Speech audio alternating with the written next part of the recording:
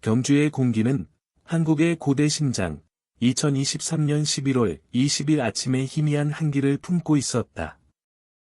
황남동의 조용한 거리, 전통 한옥 지붕이 새벽 하늘에 맞서 곡선을 그리는 곳에서 도시는 스승의 날을 축하하기 위해 깨어나고 있었다.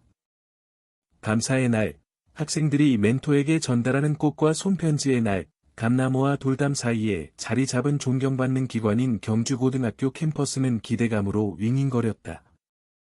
문 위에는 현수막이 펄럭였고 깔끔한 교복을 입은 학생들이 꽃다발을 들고 있었고 그들의 웃음소리는 나뭇잎 스치는 소리와 뒤섞였다. 하지만 축제 분위기 아래 설이 낀 학교 구석의 그림자가 숨어 기다리고 있었다. 23년 동안 이 운동장을 쓸었던 경비원 김수연은 언제나처럼 하루를 시작했다.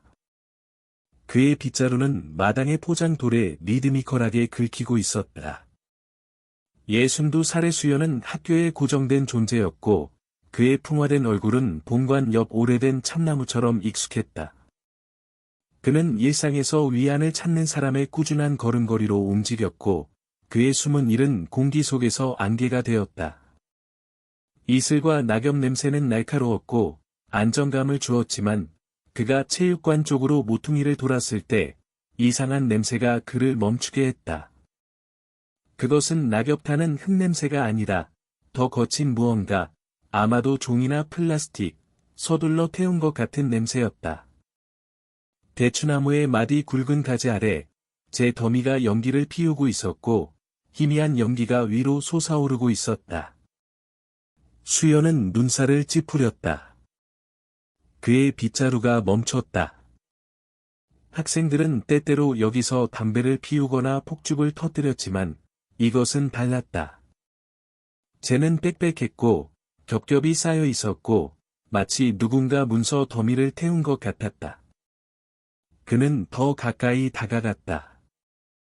그의 부츠가 자갈 위에서 삐걱거렸고 무언가가 그의 눈에 들어왔다. 가장자리는 탔지만 표면은 기적적으로 온전한 A4 용지 한 장이었다. 필체는 섬세하고 여성스러웠고 잉크는 제로 얼룩진 페이지에 맞서 맥박이 뛰는 듯한 짙은 파란색이었다. 선생님은 내 말이 비밀이라고 우리만이 공유할 수 있는 세계라고 하셨다. 누구에게든 말하면 마법이 사라질 거라고 하셨다. 나는 한때 그 마법을 믿었고 내가 그의 뮤즈, 그의 말의 왕국에서 유일하게 중요한 사람이라고 믿었다.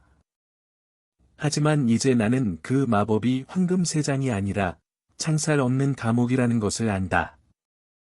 수연은 읽으면서 손이 떨렸다. 그 말은 차가운 칼날처럼 그에게 파고들었다. 그는 학자는 아니었지만 고통을 보면 알았고 이것은 날 것 그대로의 절박한 도움 요청이었다. 그의 눈은 근처 땅으로 향했다. 그곳의 흙은 잘못되어 보였다. 너무 매끄러웠고 너무 어두웠고 흩어진 나뭇잎들은 은폐를 암시하는 서투름으로 배열되어 있었다. 수십 년간의 조용한 관찰로 연마된 원초적인 본능이 그 아래에 끔찍한 무언가가 놓여 있다고 비명을 질렀다. 그의 심장이 쿵쾅거렸다. 갈비뼈에 대한 북소리 같았다. 그는 종이를 떨어뜨리고 교장실로 달려갔다. 그의 숨은 거칠었고 아침의 평화는 산산조각 났다. 오전 6시 30분까지 학교는 더 이상 축하의 장소가 아니었다.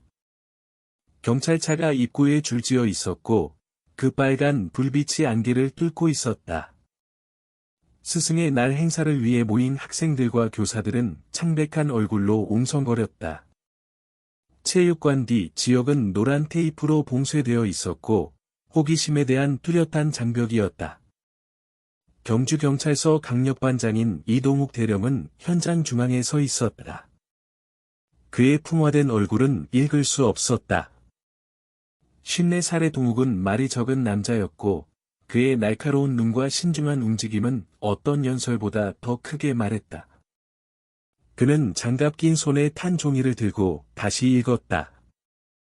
창살 없는 감옥이라는 말이 그의 마음속에서 메아리 쳤다. 발굴은 7시 10분에 시작되었다. 삽이 땅을 파는 소리는 군중의 먼 수다와 대조되는 음울한 반주였다. 도묵은 턱을 굳힌 채 경찰관들이 신중하게 작업하는 것을 지켜보았다. 7시 45분, 마지막 흑층이 걷어지고 파란 방수포에 쌓인 시신이 드러났다. 마치 잠든 것처럼 웅크린 채 군중은 숨을 헐떡였고 그 집단적인 숨소리는 아침 공기를 빨아들이는 것 같았다. 희생자는 소녀였다. 그녀의 교복은 흙에도 불구하고 깨끗했고 그녀의 얼굴은 창백하고 고요했다. 그녀는 11대 2반의 문학 전공 학생인 16세 박지은으로 신원이 확인되었다. 그녀의 가족은 이틀 전인 11월 18일에 그녀가 실종되었다고 신고했다. 도묵은 시신 옆에 무릎을 꿇었다. 그의 눈은 죽음 속에서 얼어붙은 섬세한 이목구비를 훑었다. 지은은 운동선수나 반장처럼 눈에 띄는 학생이 아니었다. 그녀는 조용했고, 그녀의 세계는 책과 공책에 국한되어 있었고, 그녀의 존재는 종종 간과되었다. 하지만 그의 손에 든 종이는 다른 이야기를 했다. 목소리, 마음, 그리고 그녀의 목숨을 앗아간 비밀을 가진 소녀. 그는 일어섰다. 그의 시선은 대추나무 아래 재로 옮겨갔다. 왜 종이를 태웠을까? 왜 한 페이지는 손대지 않고 남겨두었을까? 마치 운명 자체가 그것을 보존한 것처럼? 질문들이 그를 갉아먹었다. 너무 많은 조각이 빠진 퍼즐이었다. 교장실에서 지은의 부모님, 박민수와 김혜진은 움츠리고 앉아 있었다. 그들의 얼굴은 슬픔으로 공허했다. 성공한 식당 주인인 민수는 아내의 손을 꽉 쥐었고, 그의 손가락 마디는 하얗게 변했다. 혜진은 바닥을 쳐다보았다. 그녀의 눈은 붉고 멍했다. 우리는 그냥 그녀가 성공하기를 바랐을 뿐이에요. 민수가 목이 메어 말했다. 우리는 그녀를 실용적인 것, 사업 쪽으로 밀어붙였어요. 그녀는 항상 글을 쓰고 있었고, 항상 그녀의 이야기 속에 빠져 있었어요. 우리는 그것이 한때의 유행, 시간 낭비라고 생각했어요. 만약 우리가 들었더라면, 그는 말을 멈췄고, 그의 말은 흐느낌으로 녹아내렸다. 도묵은 들었다. 그의 공책은 열려 있었지만, 그의 펜은 움직이지 않았다. 그는 그들의 고통, 그들을 영원히 괴롭힐 죄책감을 보았지만, 그는 또한 지은을 보았다. 내면 세계가 무시당하고, 열정이 가장 가까운 사람들에게 미스터리였던 소녀. 그는 지금 대학에 다니는 자신의 딸을 생각했고, 그가 그녀의 말을 듣지 못했던 때를 생각했다. 그 생각은 그의 가슴을 조여왔지만, 그는 그것을 옆으로 밀었다. 이것은 그에 관한 것이 아니었다. 그것은 지은과 그녀가 남긴 말에 관한 것이었다. 정오, 도묵은 지은의 가장 친한 친구, 이수민을 만났다. 머리카락을 꼬는 신경질적인 버릇이 있는 밝은 눈의 소녀였다. 수민의 목소리는 떨렸다. 그녀의 손은 무릎 위에서 꽉 쥐어져 있었다. 지은이는 정말로 조용하지 않았어요. 그녀는 말했다. 그녀는 단지 그녀의 세계를 어떻게 공유해야 할지 몰랐을 뿐이에요. 그녀는 글쓰기를 사랑했고, 그것이 그녀가 자유를 느끼는 유일한 곳이라고 했어요. 하지만 지난 몇 달 동안 그녀는 변했어요. 그녀는 문학 선생님인 강 선생님에 대해 계속 이야기했어요. 그녀는 그가 그녀의 이야기를 이해하고 그녀의 재능을 본 유일한 사람이라고 했어요. 그녀는 처음에는 너무 행복해했지만 그 후에는 무서워했던 것 같아요. 왜인지는 말하지 않았어요. 간태호라는 이름은 도묵의 마음속에 파문을 일으켰다. 47세의 강은 경주고의 전설이었다. 전국 수상 경력의 교사, 베스트셀러 학습서의 저자, 그리고 그의 카리스마가 여러 세대에 영감을 준 멘토. 도묵은 그를 일찍이 교사들 사이에 서 있는 것을 보았다. 그의 얼굴은 슬픔으로 가득했다. 하지만 수민의 마른 탄 종이와 함께 더 어두운 그림을 그렸다. 학생의 재능을 본 교사, 같았다고 느낀 소녀. 도묵의 본능이 꿈틀거렸다. 진실이 보이는 것보다 더 가까이 있다는 경고였다. 오후까지 수사는 본격적으로 진행되었다. 경찰관들은 학교를 샅샅이 뒤지고 교사와 학생들을 인터뷰했고 법의학팀은 범죄 현장을 분석했다. 쟤는 지은의 필체 흔적이 있는 종이 조각을 내놓았지만 탄 종이 외에는 읽을 수 있는 것이 없었다. 하지만 한 페이지는 등대였고 그 말은 지은의 마지막 날들로 이어지는 시리였다. 도묵은 그녀의 방수색을 명령했지만 그것은 선택할 정도로 깨끗했다. 일기장도 초고도 없었고 마치 누군가 그녀의 목소리를 벗겨낸 것 같았다. 그녀의 노트북과 핸드폰은 압수되었지만 초기 확인 결과 특이한 점은 없었고 학교 과제와 수민에게 보낸 몇 개의 메시지뿐이었다. 오후 3시, 도묵은 강태우를 그의 사무실에서 만났다. 잉크와 오래된 종이 냄새가 나는 책으로 가득 찬 성소였다.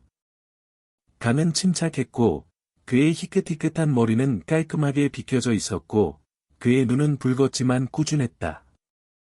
이건 비극입니다. 그는 낮고 울림 있는 목소리로 말했다. 지은이는 드문 재능, 시인의 영혼을 가진 학생이었습니다. 저는 그녀의 에세이, 그녀의 이야기에서 그것을 보았습니다. 저는 그녀를 격려하고 추가 피드백을 주고 심지어 그녀의 기술을 심화시키기 위해 책을 추천하기도 했습니다. 우리는 그녀의 작품에 대해 이메일을 교환했습니다. 그 이상은 없었습니다. 그녀의 상실은 상상할 수 없습니다. 강은 지은과의 이메일 서신을 제공했다. 칭찬과 문학적 조언으로 가득 찬 인쇄된 메시지 덤이었다. 그 말은 따뜻하고 전문적이었고 재능 있는 학생을 양육하는 교사의 모습이었다. 동료들과 학생들은 그의 이야기를 뒷받침했고 그를 헌신적인 멘토로 그렸다. 하지만 도묵의 불안감은 커졌다. 강의 슬픔은 연습된 것처럼 느껴졌고 그의 대답은 너무 세련되었고 마치 관객을 위해 암기한 대본 같았다. 그리고 불에 탄 종이들, 왜 학생의 작품을 파괴했을까? 왜 그녀의 목소리를 숨겼을까? 그날 저녁, 도묵은 그의 사무실에 앉아 있었다. 탄 종이가 그의 책상 위에 있었고, 그 말이 그를 괴롭혔다. 창살 없는 감옥. 지은은 힘에 의해서가 아니라, 더 미묘하고, 더 교활한 무언가에 의해 갇혀 있었다. 그는 그의 카리스마, 그의 말에 대한 통제력을 생각했다. 교사는 학생을 세울 수 있었지만, 말은 또한 묻고, 조종하고, 파괴할 수도 있었다. 도묵의 손가락이 종이에 탄 가장자리를 더듬었다. 그의 마음은 복잡했다. 지은의 진실은 거기에 있었고, 그녀의 말 속에 숨겨져 있었고, 그는 그것을 찾을 것이다. 아무리 깊이 묻혀 있더라도. 집에서 도묵은 사건을 떨쳐낼 수 없었다. 아내 지영은 그의 침묵, 그가 마시지 않고 차를 쳐다보는 방식을 알아차렸다. 또 그걸 짊어지고 있군요. 그녀는 그의 손에 손을 얹으며 부드럽게 말했다. 그는 고개를 끄덕였다.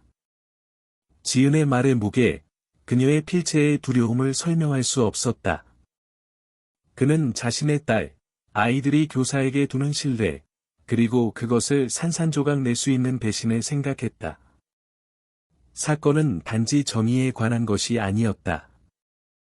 그것은 지은에게 그녀의 목소리를 되찾아주고 그녀가 재에서 말하게 하는 것이었다. 자정이 다가오자 도묵은 경찰서로 돌아갔다. 고요함이 그의 생각을 증폭시켰다. 그는 사건 파일을 펼쳤다.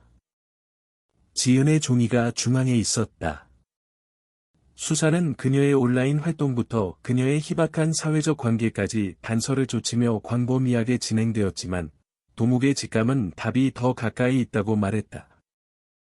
강태호는 너무 완벽했고 그의 슬픔은 너무 연출되었다. 그리고 지은의 말, 그것들은 단지 도움을 청하는 외침이 아니었다.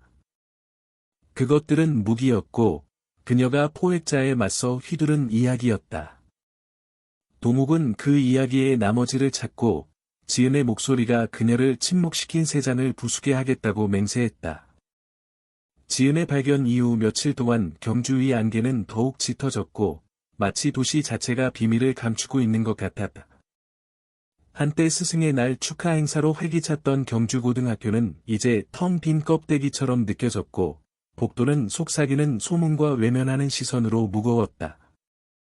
이동욱 대령은 끈질긴 집중력으로 수사를 진행했고 밤은 잠 못 이루고 낮에는 지은의 죽음의 퍼즐에 몰두했다. 김수연이 발견한 탄 종이는 그를 괴롭혔고 그 말은 끊임없는 후렴구였다. 창살 없는 감옥. 지은은 갇혀 있었고 그녀의 목소리는 침묵했고 도묵은 그것을 말하게 하겠다고 결심했다. 수사는 지은의 시신이 발견된 대추나무 뿌리처럼 광범위하게 퍼져나갔다. 경찰관들은 수십 명의 학생과 교사를 인터뷰했고 그들의 이야기는 글쓰기가 그녀의 세계였던 조용한 소녀와 그의 카리스마가 그가 멘토링하는 사람들에게 등대었던 교사 강태우의 그림을 그렸다. 강이 제공한 이메일은 꼼꼼했다. 지은의 에세이에 대한 격려의 메모, 고전 소설 추천, 시 공모전 제안. 그것들은 헌신적인 교육자의 작품이었지만 도묵의 본능은 그렇지 않다고 비명을 질렀다. 강의 반응이 완벽함, 그의 눈에 매끄러운 슬픔은 공연처럼 느껴졌고 말을 무기로 휘두르는 법을 아는 사람이 만든 가면이었다. 지은의 부모님, 박민수와 김혜진은 자신들의 그림자여야. 그들의 슬픔은 날 것 그대로의 상처였다. 도묵은 황남동의 그들의 집에서 다시 만났다. 경주의 왕릉의 고대 고분이 내려다 보이는 현대적인 아파트였다. 민수는 뻣뻣하게 앉아 있었고 그의 손은 마치 자신을 고정시키려는 듯 꽉 쥐어져 있었고 혜진은 지은의 사진을 쥐고 있었고 그녀의 손가락은 소녀의 수줍은 미소를 더듬었다. 우리는 그녀를 몰라서요. 혜진이 목이 메어 속삭였다. 그녀는 항상 글을 쓰고 있었고 항상 그녀의 방에 있었어요. 우리는 그것이 무례하다고 단지 취미라고 생각했어요. 만약 우리가 주의를 기울였더라면. 민수의 턱이 굳어졌다. 그의 눈은 멀리 있었다. 우리는 그녀가 실용적이기를, 우리처럼 사업을 공부하기를 원했어요. 그녀는 너무 고집이 셌고 항상 그녀의 이야기 속에 빠져 있었어요. 우리는 그녀가 왜 그렇게 말에 신경 쓰는지 이해하지 못했어요.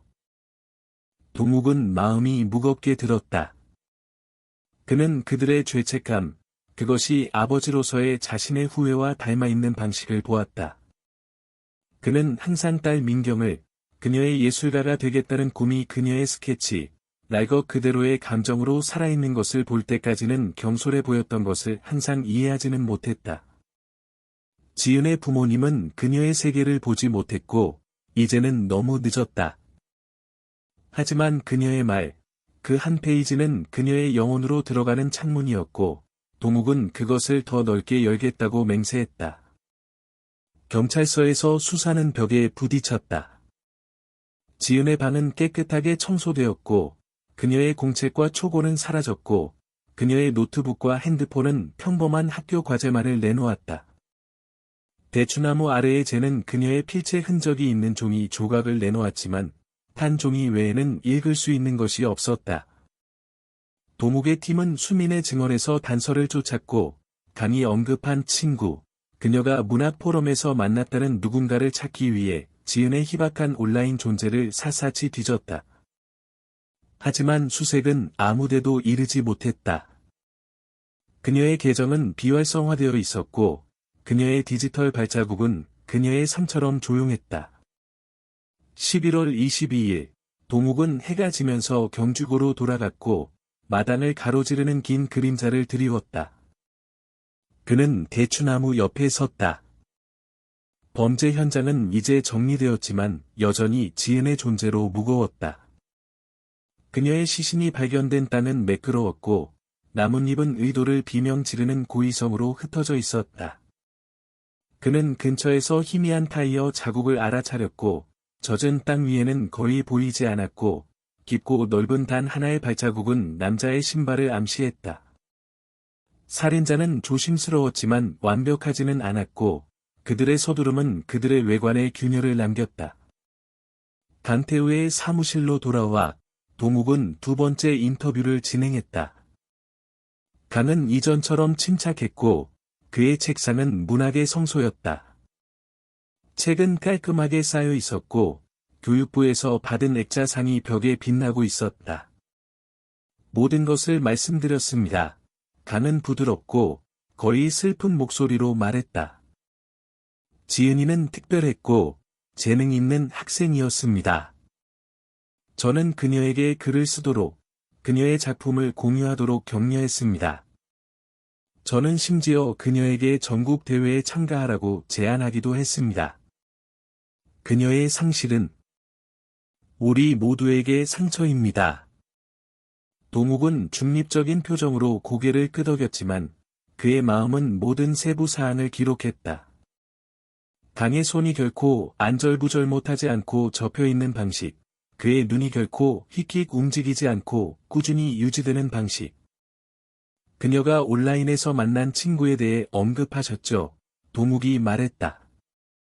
그녀가 세부 사항을 공유한 적 있나요? 이름, 플랫폼. 강의 미간이 찌푸려졌다. 연습된 걱정스러운 표정이었다.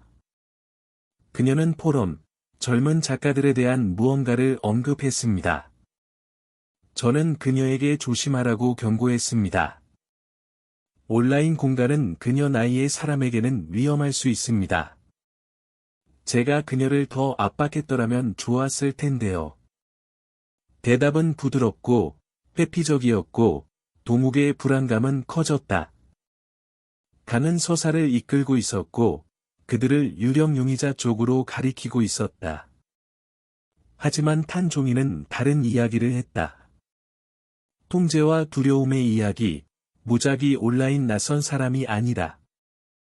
동욱은 강의 말의 무게가 그를 짓누르며 사무실을 떠났다. 그는 한 페이지 이상의 것이 필요했다. 그는 지은의 전체 이야기가 필요했다. 그날 저녁, 동욱은 이수민과 다시 만났다. 이번에는 불국사 근처 조용한 카페에서. 공기는 볶은 보리차 냄새가 났고, 희미한 불빛이 수민의 얼굴에 부드러운 그림자를 드리웠다. 그녀는 머리카락을 꼬았고, 그녀의 눈은 울어서 붉어져 있었다. 지은이는 지난 몇 달 동안 달랐어요. 그녀는 거의 속삭임에 가까운 목소리로 말했다. 그녀는 처음에는 글쓰기에 대해 너무 흥분했어요. 강 선생님이 그녀를 신동이라고 불렀다고 했어요. 그는 방과 후에 그녀를 만나 그녀의 이야기를 검토해 주었어요. 하지만 그 후에는 그녀가 멀어지기 시작했어요. 제가 그에 대해 물으면 그녀는 조용해졌고 마치 그녀가 잘못된 말을 할까봐 두려워하는 것 같았어요. 동욱은 앞으로 몸을 기울였다. 그의 펜은 준비되어 있었다. 그녀가 같았다고 느낀다고 언급한 적 있나요? 아니면 감옥에 대한 무언가요? 수민의 눈이 커졌다가 그녀의 무릎으로 떨어졌다. 정확히는 아니에요. 하지만 그녀는 한 번. 그의 칭찬이 무겁게 느껴진다고 했어요. 마치 조건이 붙은 것처럼요. 그녀는 이 이야기를 쓰기 시작했어요. 소설 같아요. 그녀는 제가 읽게 해주지 않았어요. 너무 개인적이라고 했어요. 하지만 그녀는 그것을 자랑스러워했고, 그것이 그녀의 탈출구라고 했어요. 탈출구, 동욱이 맥박이 빨라지며 다그쳤다. 수민이 고개를 끄덕였다. 그녀는 그것을 큰 대회에 보내고 싶어 했어요. 그녀는 만약 그녀가 이기면, 그녀가 모든 사람이 생각하는 것 이상이라는 것을 증명할 것이라고 생각했어요. 조용한 소녀, 부모님에게 실망. 하지만 그녀는 긴장하기도 했어요. 그녀는 강 선생님이 그녀가 그것을 공유하면 좋아하지 않을 것이라고 했어요. 조각들이 맞춰지고 있었다. 들쭉날쭉하고 날카롭게. 지은의 소설, 그녀의 목소리는 누군가에게 위협이었고, 그 누군가는 그녀를 침묵시켜야 했다. 동욱은 수민에게 감사했다. 그의 마음은 경찰서로 돌아갈 때 복잡했다.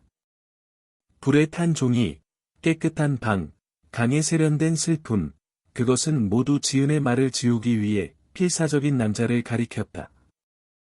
하지만 왜? 그녀가 쓴 것이 무엇이 그렇게 위험했을까? 11월 24일, 수사는 더욱 무거워졌고, 대중과 지은 가족의 압력은 커져갔다. 동욱의 팀은 막다른 골목을 쫓으며 지쳐 있었고, 언론은 경주고를 학습의 장소가 아니라 비극의 장소로 그렸다. 경찰서에서 동욱은 강의 이메일을 다시 샅샅이 뒤졌다. 그들의 따뜻함과 전문성은 탄 종이의 절망감과 극명하게 대조되었다. 그는 자정이 지나도록 사무실에 혼자 앉아 있었다. 사건 파일은 아무데도 이르지 못하는 지도처럼 그 앞에 펼쳐져 있었다. 강의 이야기는 너무 완벽했고, 그의 협조는 너무 열심이었다. 학생을 슬퍼하는 남자는 그렇게 침착하고, 그렇게 정확하지 않을 것이다. 그의 아버지, 그 이전의 형사는 이야기의 공백, 침묵, 불일치를 믿으라고 그에게 가르쳤다. 강에게는 그런 것이 없었고, 그것이 문제였다. 그는 부하, 날카로운 마음과 세부 사항에 대한 재능이 있는 젊은 경찰관인 최민재 경감에게 전화했다. 우리는 잘못된 곳을 보고 있어, 동욱이 낮은 목소리로 말했다. 강은 우리를 이 온라인 친구 쪽으로 가리키고 있지만, 지은의 세계는 그녀의 글쓰기였어. 만약 그녀가 갇혀 있었다면, 그녀의 말이 우리에게 어떻게 그랬는지 말해줄 거야. 우리는 그녀의 소설, 그녀의 일기장, 그녀가 그와 공유하지 않은 모든 것을 찾아야 해.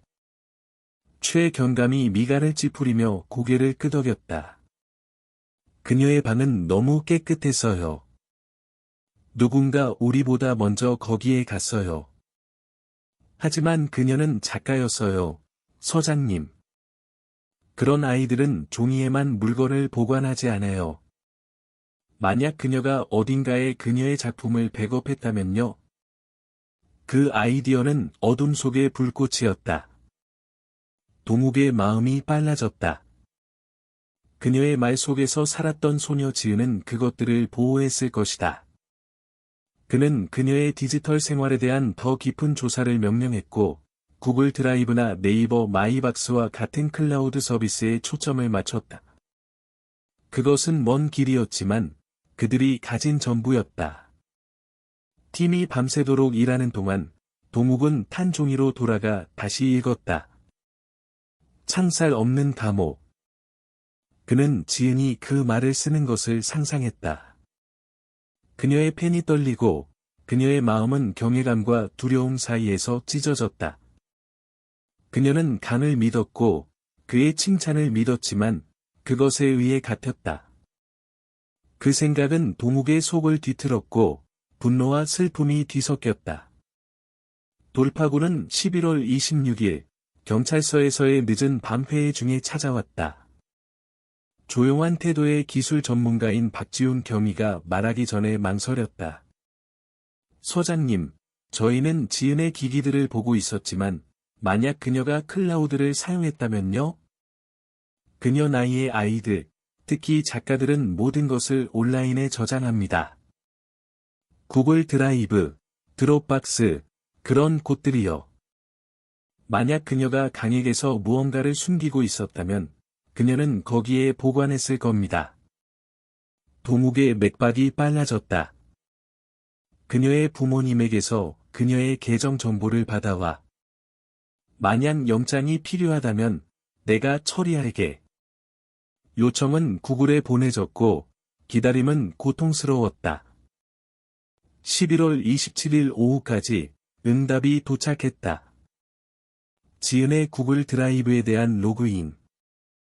팀은 지훈의 노트북 주위에 모였다. 공기는 기대감으로 가득했다. 폴더들이 나타났다. 학교 과제, 책 인용문, 시 초고. 하지만 한 파일이 눈에 띄었다. 말의 시 뿌리는 잘하는 제목의 워드 문서였다. 지훈이 그것을 열었을 때 동욱의 심장이 쿵쾅거렸다. 300페이지가 넘는 텍스트가 드러났다. 날 것 그대로의 미완성이지만 생명력으로 맥박이 뛰는 소설이었다. 동욱은 읽기 시작했다. 그의 목소리는 꾸준했지만 무거웠고 팀은 침묵 속에서 들었다. 이야기는 허구가 아니었다. 그것은 은유로 가려진 지은의 진실이었다.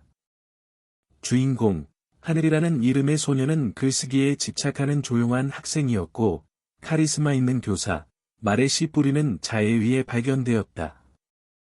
그는 그녀를 칭찬했고, 그녀를 드문 재능이라고 불렀지만, 그의 말에는 대가가 따랐다. 너는 나만이 다듬을 수 있는 보석이야. 그는 벨벳사슬 같은 목소리로 그녀에게 말했다. 그녀의 기술을 양육하기 위한 방과 후 세션은 통제의 미로가 되었고, 그의 칭찬은 그녀를 친구, 가족, 심지어 그녀 자신으로부터 고립시켰다. 하늘의 존경심은 두려움으로 바뀌었고, 그녀의 이야기는 그가 만든 세상에 대한 반란이었다.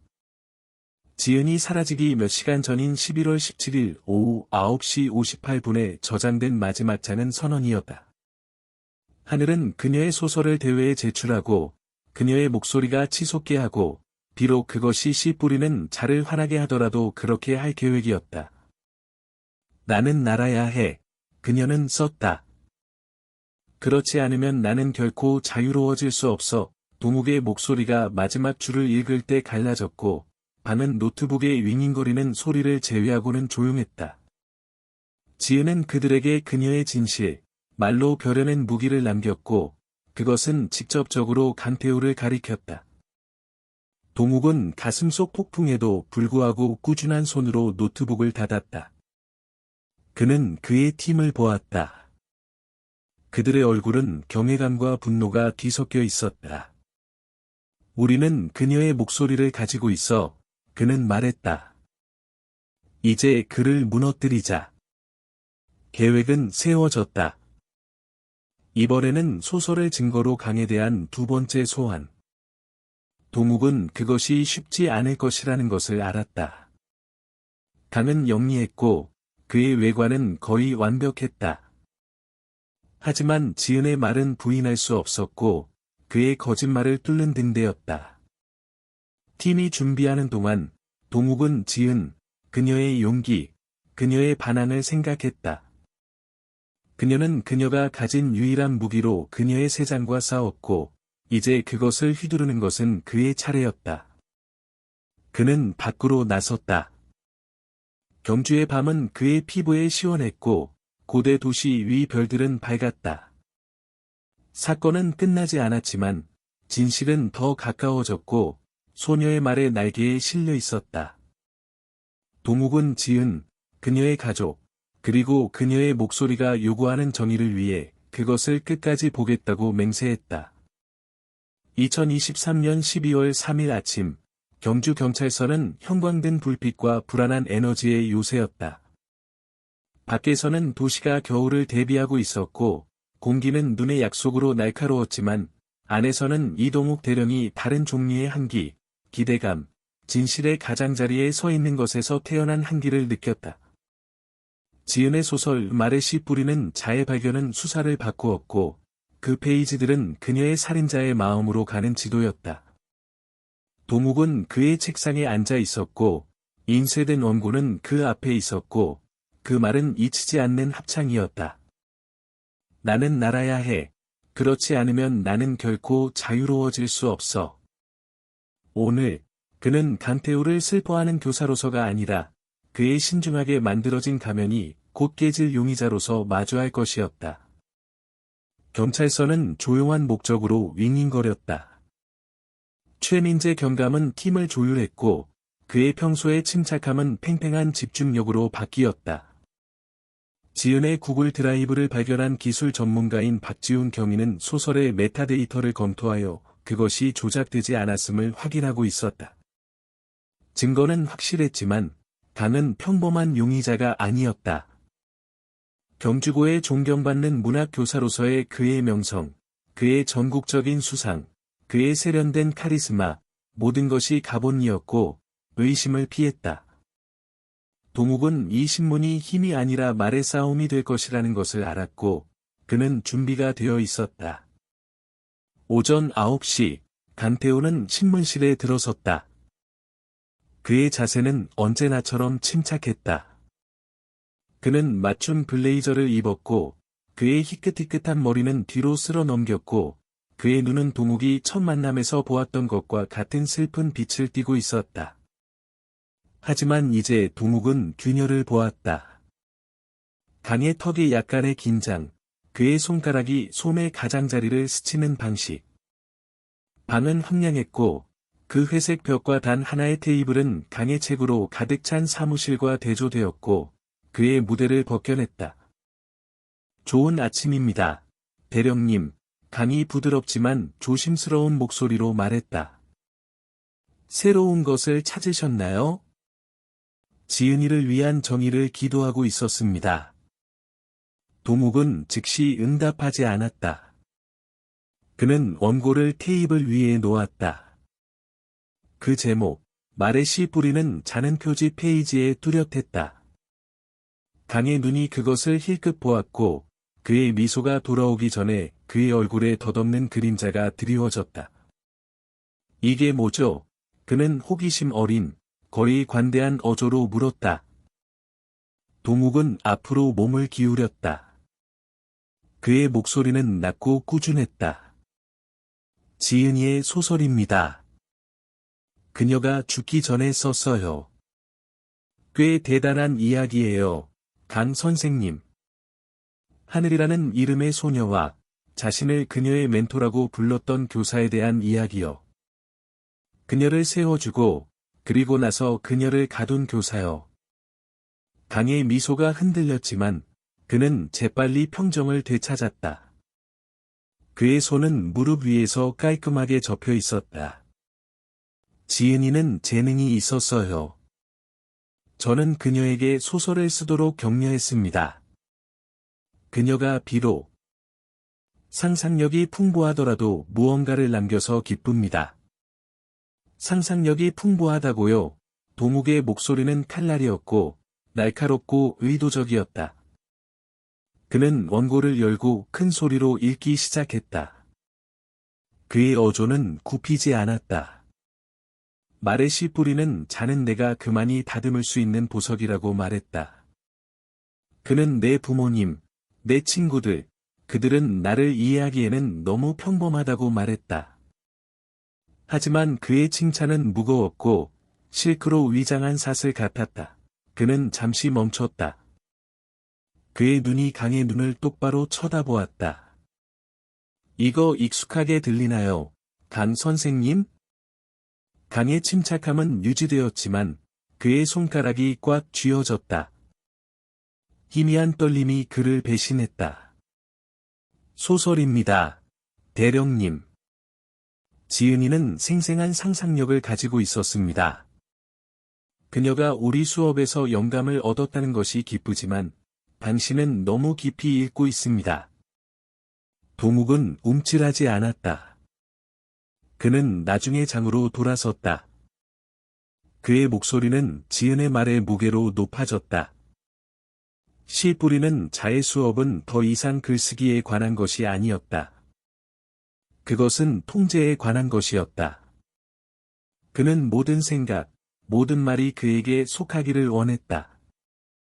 나는 그의 뮤즈였지만 그의 세장 안에 머물러야만 했다. 그는 원고를 쾅 닫았다. 그 소리가 방에 울려 퍼졌다. 그녀는 사라진 날 밤에 이것을 썼어요. 당신이 그녀의 공책을 태우고 그녀의 시신을 묻기 몇 시간 전에요. 왜 그녀의 말이 사라져야 했죠? 강의 얼굴이 창백해졌다. 그의 눈은 원고를, 그리고 나서 도묵을 휙휙 보았다. 이건 터무니없어요. 그가 목소리를 높이며 말했다. 그의 세련된 외관에 금이 갔다. 저는 지은이를 아꼈어요. 저는 그녀를 멘토링했어요. 저는 결코 그녀를 해치지 않았을 거예요. 그럼 왜 그녀의 작품을 태웠죠? 도묵이 더 가까이 다가가며 다그쳤다. 왜 그녀의 방을 청소했죠? 왜 그 대추나무 아래에 조롱처럼 한 페이지를 남겨두었죠?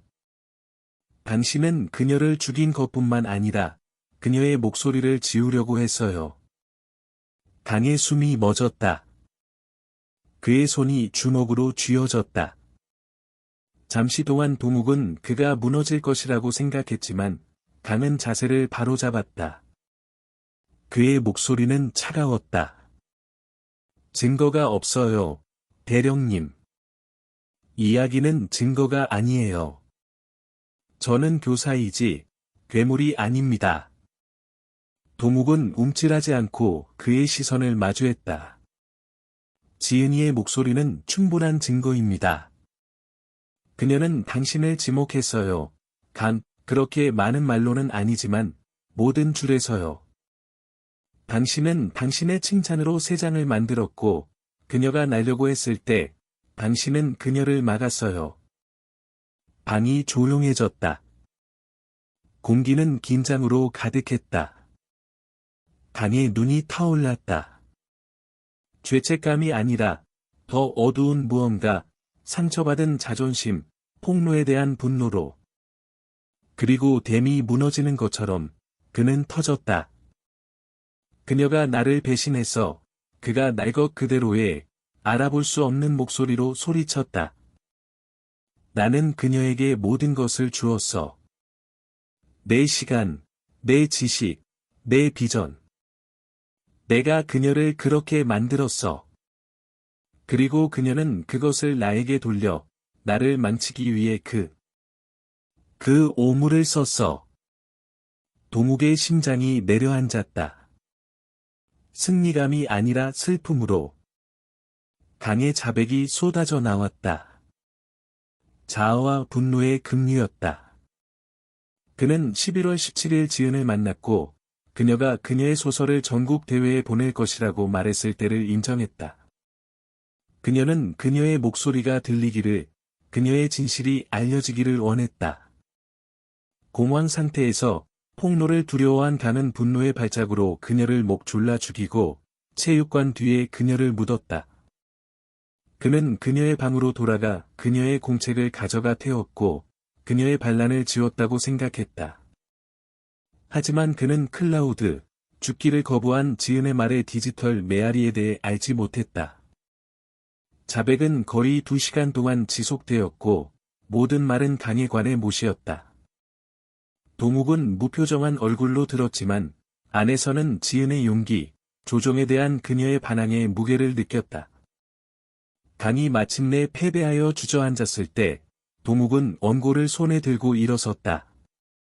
지은이는 날아서 그는 조용히 말했다. 그리고 당신은 그녀를 막을 수 없었어. 재판은 2024년 4월 경주 법원의 엄숙한 분위기 속에서 시작되었다. 한때 존경받던 교사였던 강태우는 공허한 눈으로 앉아 있었고 그의 카리스마는 벗겨졌다. 검찰은 지은의 소설을 증거로 제시했고 그 페이지들은 조용한 법정에서 큰 소리로 읽혔다. 박민수와 김혜진은 맨 앞줄에 앉아 있었다. 그들의 얼굴은 슬픔으로 가득했고 지은의 말이 공기를 채울 때 서로를 쥐고 있었다. 이수민도 거기에 있었고 그녀의 눈은 붉었지만 단호했고 그녀의 친구에게 한 조용한 약속이었다. 경주 공동체는 충격에 빠져 지켜보았다. 그들의 우상이 포식자로 드러나고 그의 칭찬은 통제의 도구였고 그의 사랑은 세장이었다. 강은 살인과 증거인멸 혐의로 유죄 판결을 받고 가석방 없는 종신형을 선고받았다. 판결은 정당했지만 기쁨을 가져오지는 않았다. 민수의 흐느낌이 우리가 그녀를 실망시켜서라고 속삭일 때 메아리 쳤고 혜진은 지은의 사진을 가슴에 꼭 껴안고 고개를 끄덕였다. 동욱은 법원 밖에 서 있었다. 봄 공기는 그의 피부에 따뜻했고 그는 승리감을 느끼지 못했다. 단지 한 소녀의 삶이 짧게 끊어지고 그녀의 목소리가 거의 사라질 뻔했다는 무게만을 느꼈다. 가족의 허락을 받아 말의 씨 뿌리는 자는 그의 말에 출판되었고 그 수익금은 젊은 작가들을 위한 장학금으로 기부되었다. 그것은 소설 이상이 되었다. 지은의 힘에 대한 증언, 말을 해방시키고 노예로 만들 수 있는 힘에 대한 경고. 한국 전역의 학교들은 그것을 문학으로서가 아니라 조종을 인식하고 자신의 목소리를 보호하는 것에 대한 교훈으로 가르치기 시작했다. 동욱은 한 권을 샀다. 그 표지는 단순했고 지은의 이름은 흰색 배경에 굵게 쓰여 있었다. 그는 집에서 지영과 함께 그것을 읽었고 그가 끝났을 때 그는 단지 그녀의 목소리를 듣기 위해 딸 민경에게 전화했다. 몇 달 후, 동욱은 경주고의 대추나무 옆에 섰다. 이제는 작은 명판으로 표시되어 있었다. 그녀의 말이 그녀를 자유롭게 한 박지은을 위하여. 학교는 변했다. 새로운 정책, 교사들을 위한 훈련, 학생들의 목소리에 귀 기울이는 것에 대한 초점. 경비원 김수연은 여전히 운동장을 쓸었고 그의 빗자루는 조용한 리듬이었지만 그는 때때로 나무 옆에서 멈춰 섰다. 그의 눈은 멀리 있었다. 이제 선배가 된 이수민은 지은을 기리기 위해 글쓰기 동아리를 시작했고 그 회원들은 이야기를 공유하고 어떤 목소리도 침묵하지 않도록 하기 위해 모였다. 동욱은 경주가 내려다 보이는 절벽으로 돌아갔다. 그곳에서는 도시의 고대 무덤이 수평선과 만났다. 바다는 멀었지만 그 속삭임은 시간의 끝없는 흐름을 상기시키며 전해졌다. 그는 지은, 그녀의 용기, 강이 일으킬 수 있는 어떤 불보다 더 밝게 타오른 그녀의 말을 생각했다. 그녀는 이야기를 사랑했고, 교사를 믿었고, 자유로워지기 위해 싸운 소녀였다. 그녀의 소설은 그녀의 승리였고, 그녀의 유산이었고, 말의 세 장에 갇힌 다른 사람들을 위한 등대였다. 해가 지고, 하늘을 호박색과 장미색으로 물들일 때, 동욱은 조용한 결의를 느꼈다. 그는 많은 사건을 마주했지만, 이 사건은 그를 바꾸었고, 그가 왜 배지를 달고 있는지 상기시켜 주었다.